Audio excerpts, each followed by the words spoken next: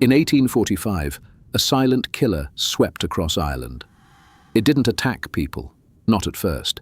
It attacked a plant. Within days, fields that had been green and healthy in the morning turned black and rotted into stinking sludge by nightfall.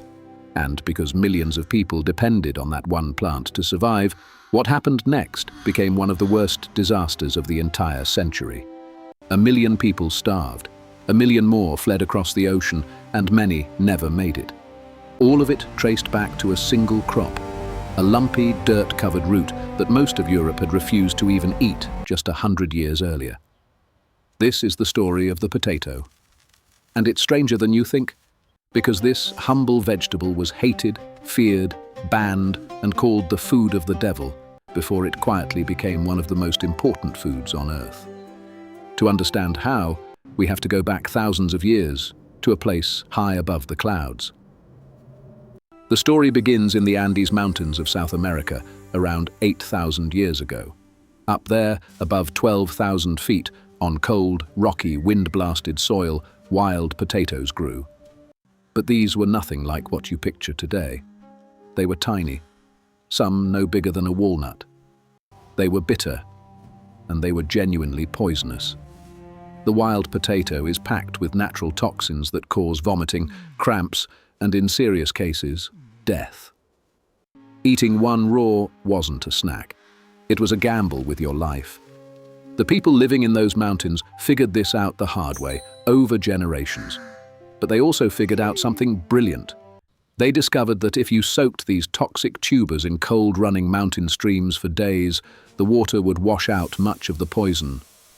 Then, if you left them out through the freezing Andean nights and the harsh daytime sun, the repeated freezing and thawing would break down the rest, until they were finally safe to eat. It was a slow, patient, multi-day process built on an understanding of chemistry these farmers couldn't have put into words. But it worked. And over thousands of years, by always replanting the mildest, least bitter tubers, they slowly bred the poison out and the starch in. They didn't know what genetics was. They were doing it anyway. By the time the Inca Empire rose to power, the potato had become something extraordinary. Inca farmers, working fields carved into impossibly steep mountain slopes, grew more than 3,000 different varieties, yellow, purple, red, blue, some so dark they looked black. Each one was matched to a specific altitude, a specific soil, a specific climate. This wasn't just farming. It was an entire agricultural science, and the Inca had built a civilization on top of it, and they solved a problem that would defeat European farmers for centuries: how to store food without it rotting. Their method was pure genius. They'd spread potatoes out to freeze solid overnight in the mountain cold, then walk over them barefoot the next day, squeezing out the moisture with their feet. Repeat that for days, and you're left with a light, chalky, bone-dry block that weighs almost nothing and lasts up to 10 years without spoiling. It might be the first processed food in human history. It fed Inca armies on long marches and kept whole cities alive through bad harvests. The potato wasn't just a meal. It was the foundation of an empire. And then the Europeans arrived and completely failed to notice. When Spanish conquistadors reached South America in the 1530s, they were hunting for gold and silver. They found mountains of it. What they barely glanced at was the ugly little tuber the local people ate at nearly every meal. A few potatoes did make it back to Spain, but nobody was excited. No celebrations, no announcements. Potatoes were handed to sailors as cheap provisions and dumped in hospitals as food for the poor and the sick. The Spanish crown, busy counting Inca gold, had zero interest in promoting a food that came from people they looked down on. It seemed like a small thing to ignore. It wasn't. Because when the potato finally spread across the rest of Europe, people didn't just ignore it, they were horrified by it. And to understand why, you have to see the world through their eyes. Europeans grew grain, wheat, barley, rye. Grain grew tall above the ground, reaching toward the sky and the sun.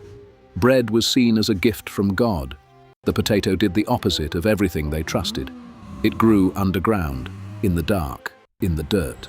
It was lumpy, misshapen, and covered in strange little growths people called eyes. Worse, it belonged to the same plant family as deadly nightshade, one of the most poisonous plants in Europe. To deeply religious, superstitious people, this wasn't a coincidence. It felt like a warning. And the rumors spread faster than the crop ever could. In parts of France, the potato was officially blamed for causing leprosy, and one region actually banned growing it. In Russia, the church called it the devil's apple and warned that eating it was a sin. In Germany and Switzerland, people believed it caused disease and moral corruption. And in Scotland, some refused to eat it for a truly incredible reason. The word potato appears nowhere in the Bible, so they decided God couldn't possibly have intended humans to eat it. That's not a joke. That was a real argument made by real clergymen. So for nearly 200 years, the potato just sat there, grown as a pretty ornamental plant by the wealthy, its purple flowers admired at court, while people literally starved around it rather than eat it. In England, even the poorest workers were insulted to be offered potatoes instead of bread. Bread was civilized. Potatoes were not. So how did a feared, despised weed become one of the most important crops on the planet? 3 things changed everything: war, famine, and a handful of very stubborn men. The first turning point came in Prussia under King Frederick the Great. Frederick had a problem. His country kept getting dragged into wars, and enemy armies would burn his wheat fields to starve his people into surrender. But you can't burn a crop that grows underground. An invading army could march right across a potato field and never know dinner was 6 inches beneath their boots. Frederick saw the military genius of that instantly and ordered his peasants to plant potatoes. They refused. They thought potatoes were disgusting, fit only for animals. So Frederick got clever. According to the legend, he planted a royal potato garden and posted armed guards around it, as if it were incredibly valuable. Naturally, I feel so healthy and full of energy. To steal this is a wonderful realization. Which is exactly what Frederick had wanted all along. Within a single generation, the potato became a staple across Prussia. How novel. Meanwhile, in France, a man named Parmentier was fighting the same battle with even more flair. Behold my He'd been a prisoner of war, fed almost nothing but potatoes for 3 years, and came out healthier than soldiers eating the normal diet. Such a delightful discovery.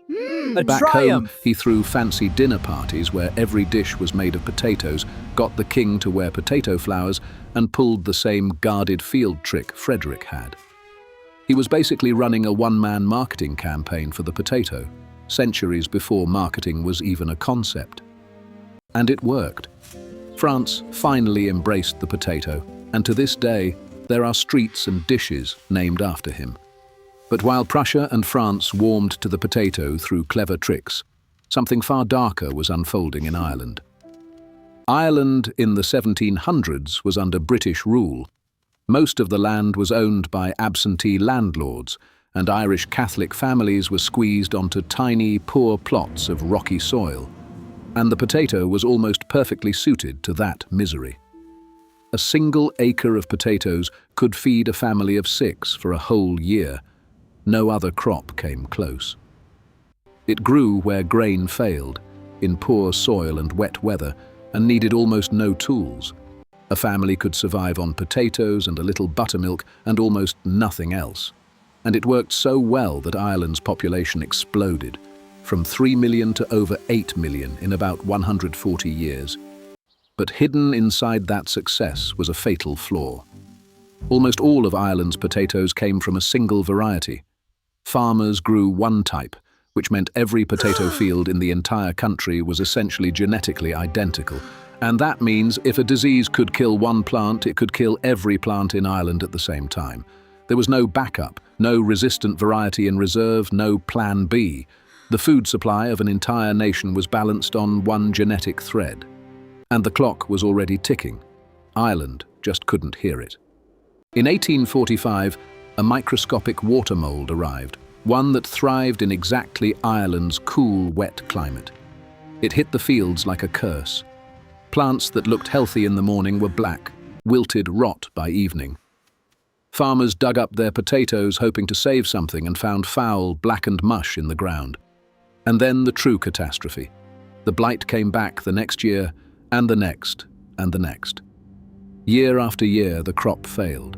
Families with no other food died in their homes, on the roadsides, in the ditches. Disease tore through the weakened population. Over about 7 years, roughly 1 million people starved to death, and another 1 million fled on ships so overcrowded and disease-ridden they were called coffin ships. Many passengers Let's nurture dying this new before they resistant ever reached potato. land. It's And the glowing. British government adaptation. made it worse. A new resilient crop. While the Irish starved, Ireland kept exporting food to England under armed guard. Relief was slow, cruel, and tied loaf to and a degrading potato, conditions. glowing A proudly senior side by official side. even called the disaster the judgment of God on an inferior people. This was not just a natural disaster. It was a natural disaster made catastrophically worse by human cruelty and political choice. Ireland's population dropped by a quarter in under a decade, and even today, nearly 180 years later, it still hasn't fully recovered. But the strangest twist is what happened next. The famine didn't destroy the potato's reputation. It proved how essential it had become.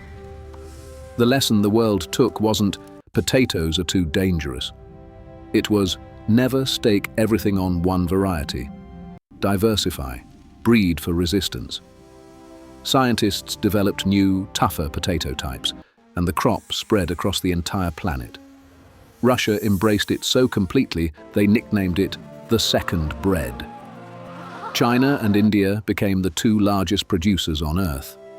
Across Africa, it became a key weapon against hunger. Today, the potato is the 4th most important food crop in the world, behind only wheat, rice, and corn. It's in French fries and chips, but also in paper, adhesives, vodka, and even the glue on postage stamps. During World War II, chemists turned potato starch into synthetic rubber for tires. And in 1995, the potato became the first vegetable ever grown in space, because the very same qualities that made it perfect for the Andes make it a leading candidate to one day feed humans on Mars. Think about that. A small poisonous weed clinging to a mountainside. Ignored by the Spanish, feared by Europe. Called the devil's fruit, banned, blamed for disease, rejected because it wasn't in the Bible, is now one of the most important foods on Earth, and possibly the first crop we'll grow on another planet.